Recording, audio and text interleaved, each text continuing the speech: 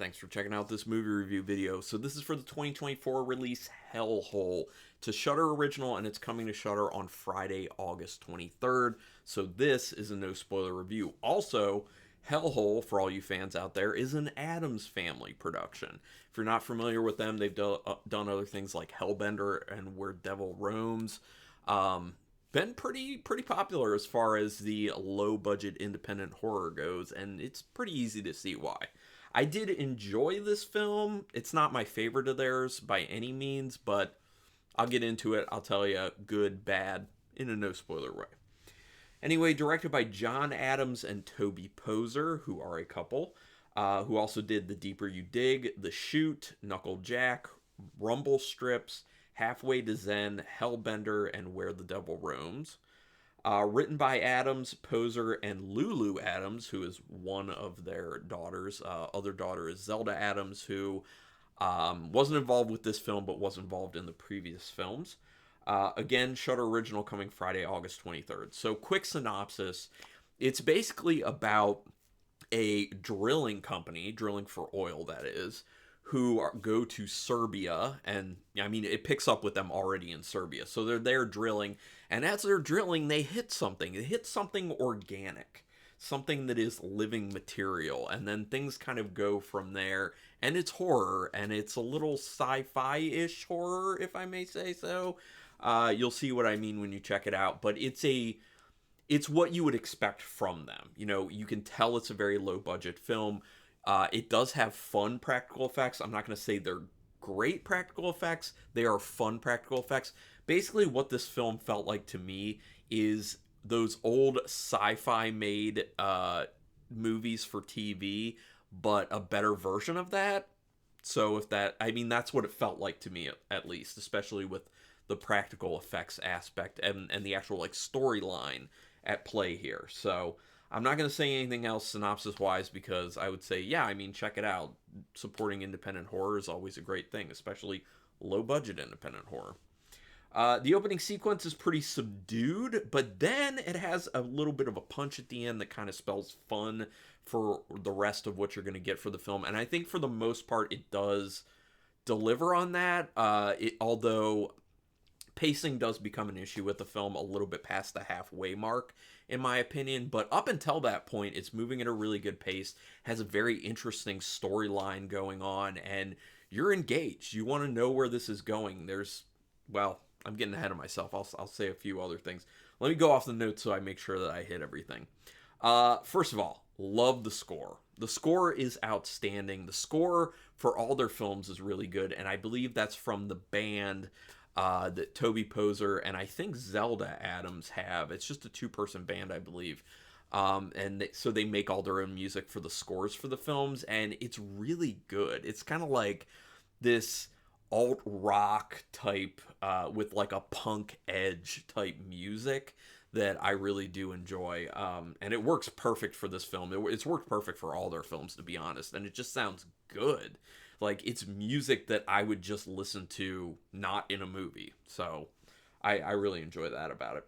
The dialogue is fun, written quite well, and it's engaging. Unfortunately, the acting isn't great. But that's kind of one of the things that you should expect from a low-budget independent horror film. You're not going to have great acting typically. Sometimes you do, but for the most part, you don't. And with one of their films, the Addams Family films, I always expect that the acting's not going to be great. They put themselves in the films a lot. They put other people in the films who I've heard them doing interviews, and a lot of the people they end up putting in are just kind of people they know, friends and stuff like that. So you need to set your expectations when you're watching films like this that their acting is not going to be great. It's usually going to be not good to serviceable, and that's basically what you get with this film. You get not good to serviceable as the range that's going on here.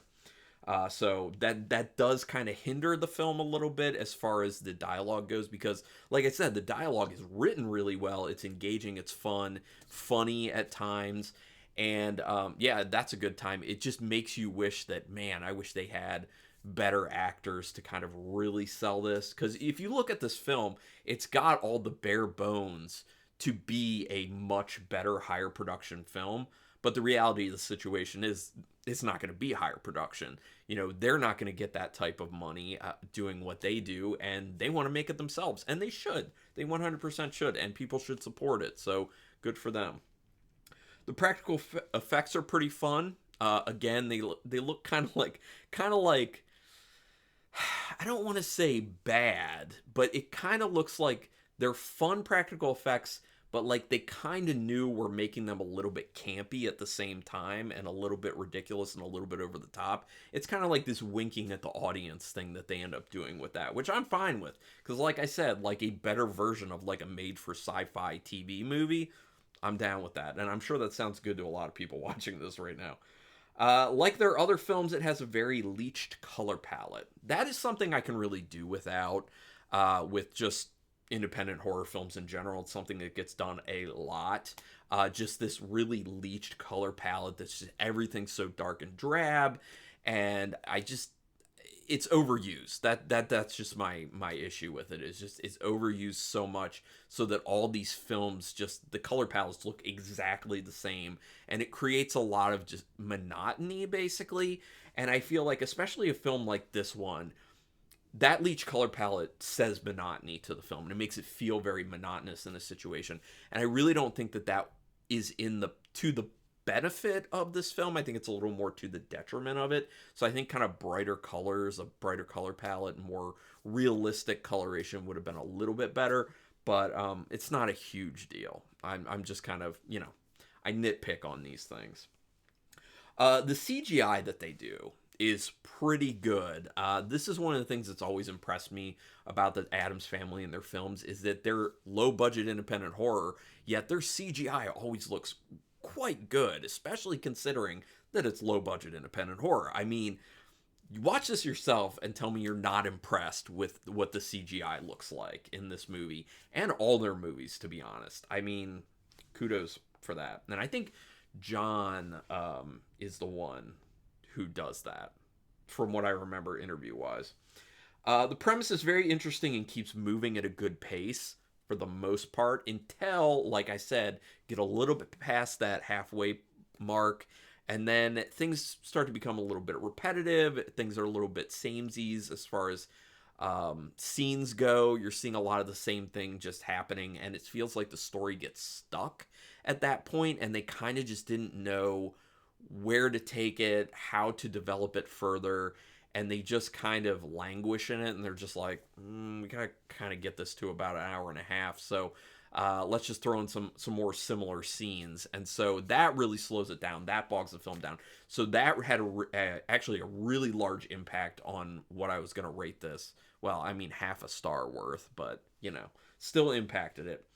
As it gets past the halfway point, it starts to really stagnate, like I was saying. This film really needed some good character development. Unfortunately, the characters aren't that well fleshed out. They're fleshed out a little bit, and then there isn't much of any character development as things go on. So I think that if characters had been worked on a lot more, that would have been very helpful. But then again, this is kind of something that I have grown to expect from the Addams family, and they're making their films. They don't go deep on characters typically. It's more of like a feel, a vibe. That's what they're typically going for.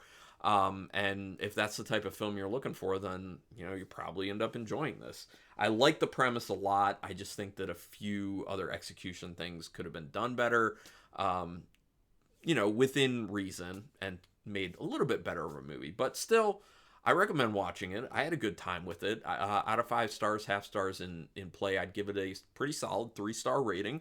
I think it's definitely worth watching. So when it's on Shudder, watch it. Or if you're watching this and it's already on Shudder, there you go. Or if you've already seen it, let me know what you think about it down in the comments. So thumbs up on it. Comments, it's fine to do spoilers in the comments. We can talk about that.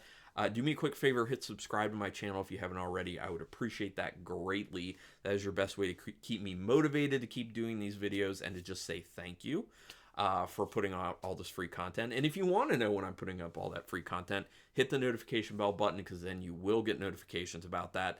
And give me that thumbs up on any video you watch of mine, because, YouTube algorithm and all that jazz.